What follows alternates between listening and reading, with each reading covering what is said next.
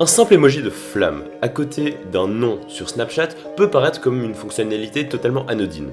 En réalité, ces quelques pixels jouent sur un des besoins les plus profonds de l'être humain.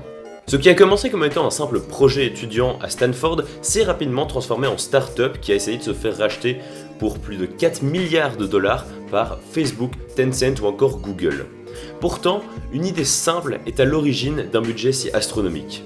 Envoyer des photos qui périment. Bien que le concept n'ait jamais vraiment changé, il y a eu beaucoup de mises à jour qui ont tenté d'encenser l'expérience des utilisateurs.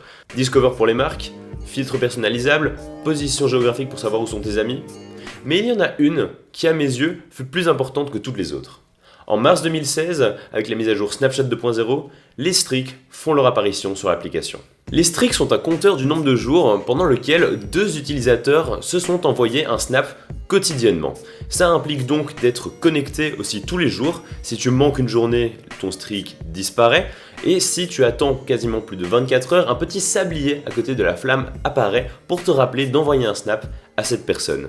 Le concept a tellement bien pris que beaucoup de personnes ont maintenant plusieurs dizaines, voire centaines de jours de streak avec plusieurs personnes en même temps. Il y a de grandes chances pour que ce soit ou que ça ait été ton cas.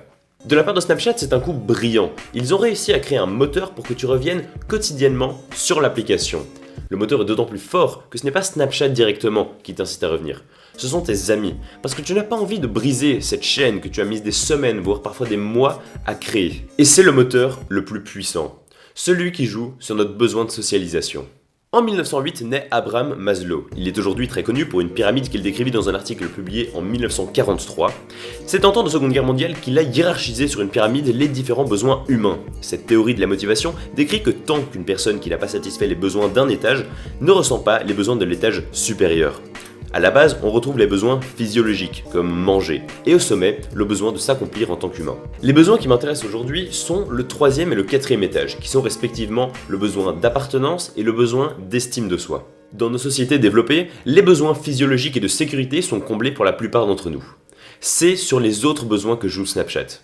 Nous avons besoin de nous savoir acceptés aux yeux des autres, d'avoir une validation et par extension avoir besoin d'une estime de soi, de savoir qu'on appartient à un groupe. Bien que la structure pyramidale soit aujourd'hui quasiment complètement réfutée, les besoins qu'elle met en lumière sont eux pertinents. C'est là-dessus que joue Snapchat. Malgré le fait que ce soit une interaction sociale de très basse qualité, nous avons quand même eu le sentiment d'avoir eu un contact. Un streak avec un ami est une confirmation de la relation forte que nous avons avec la personne. Et c'est ce qui est gravé dans notre ADN depuis des millénaires, façonné par des milliers de générations d'évolution. C'est à cette corde que touche cette flamme. Tous les réseaux sociaux qui se sont imposés aujourd'hui jouent sur ce besoin profond d'approbation sociale. L'aspect addictif des réseaux sociaux n'y était pas à la base. Ce qui au début servait juste à tenir un profil pour se montrer sous son meilleur jour et aller voir nos connaissances, s'est progressivement transformé en pompe à attention. Les notifications Facebook par exemple n'ont pas eu beaucoup de succès à leur apparition sur Facebook. Et pour une seule raison. Elles s'affichaient en bleu. Lorsque leur design fut passé au rouge, tout à coup c'était l'explosion. Cet aspect addictif des réseaux sociaux n'y était pas à la base. C'est un aspect qui s'est rajouté que par après, quand les réseaux ont rejoint la grande bataille de l'attention. Mais à la base, quand on s'inscrit, ce n'est pas pour ça qu'on signe. Cet aspect a été rajouté délibérément pour nous tenir le plus longtemps accrochés à leur service. C'est là une des causes principales de notre addiction aux réseaux sociaux, qui nous donne l'impression d'avoir eu des vraies relations sociales, alors qu'en vrai il n'en est rien. On a besoin d'entendre une voix, de voir les expressions faciales, d'entendre les intonations, du volume de la voix. Toutes ces nuances d'une vraie discussion passent à la trappe via les écrans. La qualité des discussions et des contacts sociaux s'est fortement dégradée depuis une dizaine d'années. Et ça correspond étrangement avec l'apparition des smartphones, des réseaux sociaux et de toute la vanity metrics comme les likes, les commentaires Facebook et aussi les streaks. Ils nous donnent l'impression d'avoir eu un contact social, là où en réalité, ils nous en éloignent chaque fois un peu plus.